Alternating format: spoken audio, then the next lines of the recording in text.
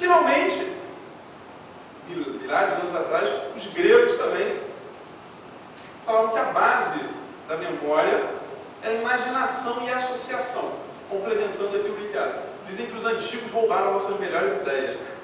Então, a imaginação e a associação. Praticamente toda a técnica de aprendizagem acelerada ou de memorização, ela trabalha com esses dois elementos. Imaginação, criação de imagem mental e associação de ideias também, cadeamento de ideias. Aliado a isso tudo. Isso não deixa de ser uma maneira de repetição. Estou falando no início que uma coisa importante é não só repetir, mas como você repete essa informação.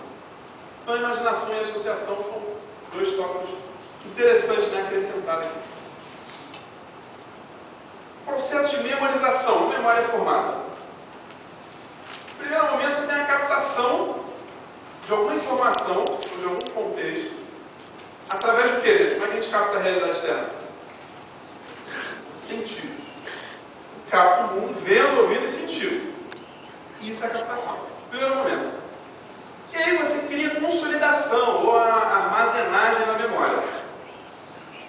Sua função neurológica. E finalmente você tem um momento de evocação, que é quando você quer usar aquela memória.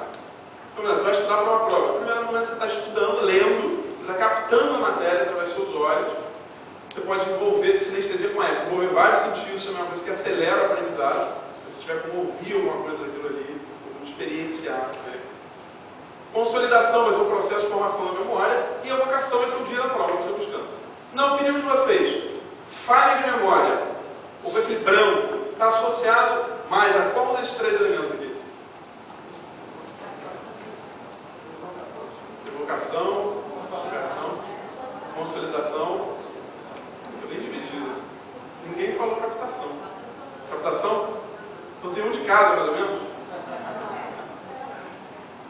Gente, detalhe. A consolidação é uma função bioquímica, natural do cérebro. Graças a Deus a gente não tem controle sobre ela. É uma função natural, uma função neurológica natural. Então, só quem tem problema de memória na fase de consolidação é quem tem problema neurológico. A consolidação acontece no processo natural, quando você tem a captação. Agora, a questão é a qualidade da captação que a gente tem da informação. A presença. O que a gente faz normalmente? Está lendo um livro, né? Pega um livro, tem que ler aquele livro para estudar a prova. Primeira coisa que a gente já percebeu? A primeira coisa que a gente faz, pega um livro, o número da última página. 455, nossa. Segunda coisa que a gente faz, vamos ver se tem figura, ver se tem ilustração. Não tem, é só texto. Meu Deus do céu. Terceira coisa, o tamanho da letra. Será que a letra é graúda? Será que a letra... Ih, a letra é miúda. E aí a gente faz, qualquer um faria, né? A gente vai para o lugar mais apropriado para dormir, que é a cama. A gente chega na cama, abre o livro, começa a estudar. E aí, claro, não há braço que sustente seu tórax em cima do livro por muito tempo. Aí você joga a apostila para cima, o livro, e aí você começa a ler, também não tem braço que sustente a apostila aqui em cima por muito tempo. Aí você joga a apostila no chão, põe a perna para cima, olha de rabo de olho, e aí quando você chega na página 145, você fala, você começa a voltar e fala, parece que eu não li isso aqui.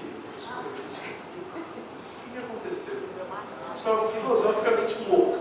Você leu da 1 a 90, da 90 a 106, a sua inteligência estava pouco nesse lugar e a sua vontade estava lá em outro lugar.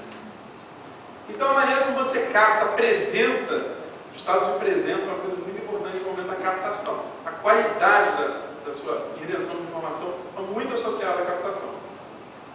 E a consolidação e finalmente a evocação. A evocação é o pulo do gato nas técnicas de memória. Você trabalha em evocação, em técnicas de memória, aliás, são gatilhos de memória para você evocar aquela memória que já está armazenada.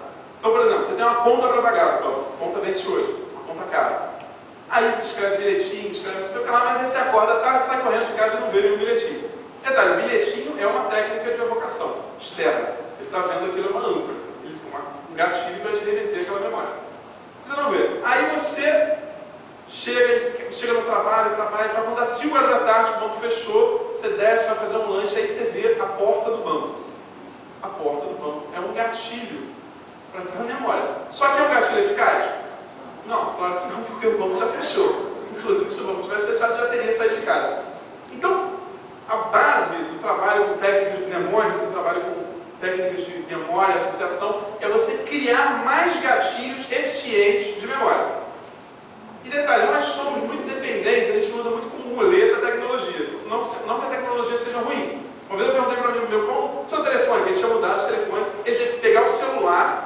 agenda dele, meu número.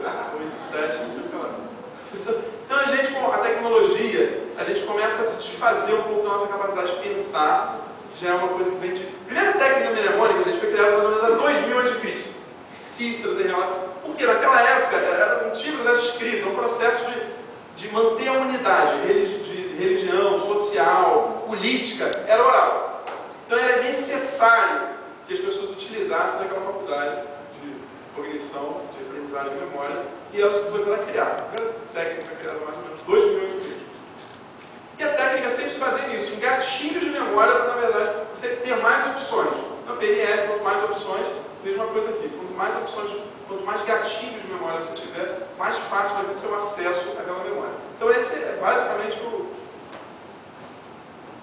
foco do que se busca no contexto de aprendizagem ou de memorização. Bom, memorização versus decoreba, né? Para que eu vou memorizar isso aí? Eu prefiro entender. Gente, não tem como você memorizar um conteúdo se você entender o conteúdo antes. Memorização passa por um processo de entendimento também. Eu vou listar alguns métodos aqui, tem muitos mais. Eu vou falar rapidamente sobre alguns métodos, os métodos principais, mais conhecidos de memorização. Estou comentando aqui.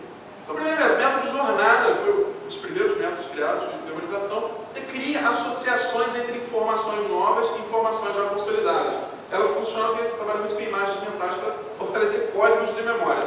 Detalhe, códigos de memória é um termo mais ou menos usado para citar a memória. Porque memória, quando a gente fala, às vezes você tem aquelas comparações, né? Da memória é uma gaveta, a memória é uma caixa, a memória é um computador. A memória, na verdade, não é uma coisa, não é nada estático. Tanto a memória quanto a aprendizagem são processos dinâmicos. Então, quando a gente fala de códigos de memória, a gente está se referindo à leitura que você tem daquela memória. O que você tem aqui, na verdade, armazenado é o seu código de memória. Não é a memória do real, é o mapa, o nosso mapa cognitivo. Então, o método de jornada funciona assim. Você cria, através de imagens mentais, cores e exageros, humor, métodos para você criar associações entre alguma coisa. Quer ver? Vamos ver um exemplo. Vocês vão me dar 5 palavras aqui, a gente vai criar uma associação nesse lugar aqui, cujo nome é método de jornada. Depois a gente vai ver se no final da palestra a gente lembra, tá? Fala uma palavra alguém, qualquer coisa. Uma coisa que existe. Café. Café. Vamos imaginar, então, ter um colombiano sentado aqui em cima, tomando uma xícara de café daquelas grandes, ele está com um chapéu. Está sentado aqui em cima desse flip chart, batendo a perna, tomando uma xícara de café. Manda uma palavra. Sapato. Sapato. Vamos imaginar que esses 4 pés aqui, desse outro flip chart, estão com sapatos desse tamanho aqui. Eu não consigo nem passar aqui, ó. Tem que passar assim. Tem 4 sapatos imensos aqui. Mais um. Carnaval. Carnaval. Vamos ver, vamos fingir que essas flores aqui são arranjos de carnaval. A Globeleza está aqui em cima dessa mesinha dançando, rebolando, dançando carnaval. Mais uma. Camarão. Camarão. Aqui em cima desse banco tem um camarão gigante comendo esse banco. Assim, mais uma. Importante. Hã? Importante. Quem é uma pessoa importante na vida da gente? Lula. Ó, o Lula está aqui, ó. Está aqui. O Obama está longe, né? O Lula está aqui falando, fazendo um discurso, companheiros e companheiras. Então a gente tem mais ou menos 5 palavras. Vamos ver se no final da apresentação a gente tem a recordação dela. Então o método de jornada, ele cria exageros, métodos de associação exageradas, esdrúxulas, que o humor tem muito a ver com a imaginação. Albert Einstein já dizia, né? O primeiro sinal da inteligência é o humor. E aí tem os flashcards. Os flashcards foram criados por um cientista alemão na década de 70, quase um pouco antes da PNL. E o flashcard é o seguinte, são tipo fichas de anotação. Tem fichas de cartolina e você faz anotações. Inicialmente eles foram criados assim. O aluno... Não é a cola não. É uma coisa assim. Você tem a ficha de cartolina e aí você escreve uma pergunta na frente da ficha e a resposta atrás. Num determinado contexto de aprendizagem. E aí você tem um bolo daquelas fichas e anda com aquilo ali no bolso. Aí você está numa fila de espera, sei lá, no trânsito, no ônibus. O que você faz? Saca o flashcard. Então, o pulo do gato do flashcard é a utilização do tempo disponível. Você consegue otimizar